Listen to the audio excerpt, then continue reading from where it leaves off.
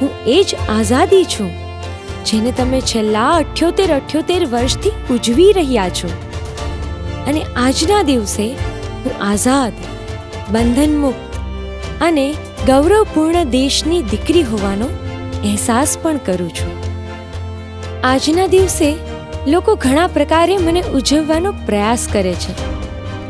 કોઈ ઊંચા અવાજે દેશભક્તિના ગીતો વગાડી, કોઈ વોટ્સએપથી તો કોઈ ફેસબુકથી, ટ્વિટર કે સેલ્ફીના ટ્રેન્ડથી મને પોતાની લાગણીઓમાં વ્યક્ત કરે છે. હા, સારું, હું સમજુ છું કે હું તમારું ગૌરવ છું, પણ કોઈએ મને પૂછ્યું કે મારી શું દશા છે? ના, એના માટે તો કોઈ પાસે સમય જ નથી.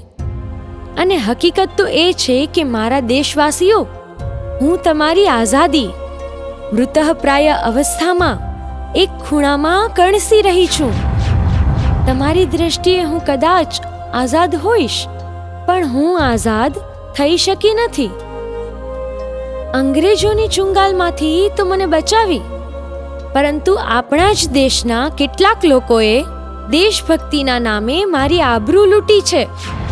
તો ભ્રષ્ટાચાર, રેપ, મોંઘવારી, કોમવાદ, આતંકવાદ, બેરોજગારી જેવી અનેક વર્તમાન સમસ્યાઓએ મને લાચાર અને બેબસ બનાવી દીધી છે.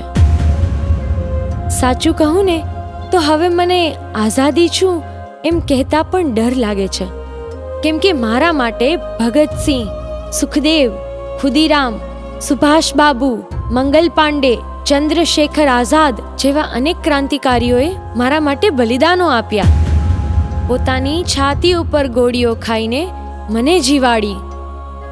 હું એ રક્તથી રંજિત, રક્તથી લથબથ આઝાદી છું. હે ભારતવાસીઓ, મેં ચાહ્યું તું એવું કશું જ નથી.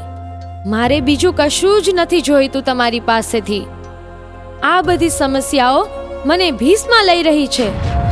ઓ ભારતવાસીઓ, બચાવો, મને કોઈ તો બચાવો. મારે મરવું નથી. મને લાગે છે કે તમે મને નહીં બચાવી શકો. ક્રાંતિકારીઓ, આજે મને તમારી બહુ યાદ આવે છે. ક્રાંતિકારીઓ, તમે પાછા આવો. હું તમારી આઝાદી, મને બચાવી લો. મારે રીબાઈને નથી મરવું. મારે તો હજુ આ ભારતની ભૂમિના ખોળે રમવું છે, જીવવું છે.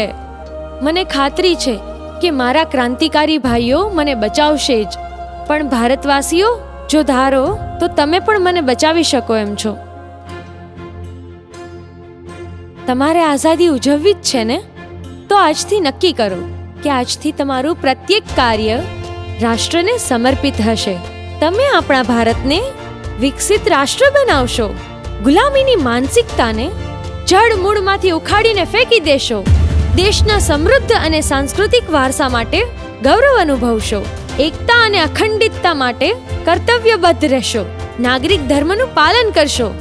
દેશના રક્ષકોનું સન્માન કરશો. તો તમે મારી સાથે છો ને? આજથી આવી જ રીતે ઉજવણી કરીશું ને? ભારત માતાના સૌ સંતાનોને તમારી આઝાદીના વંદે માતરમ.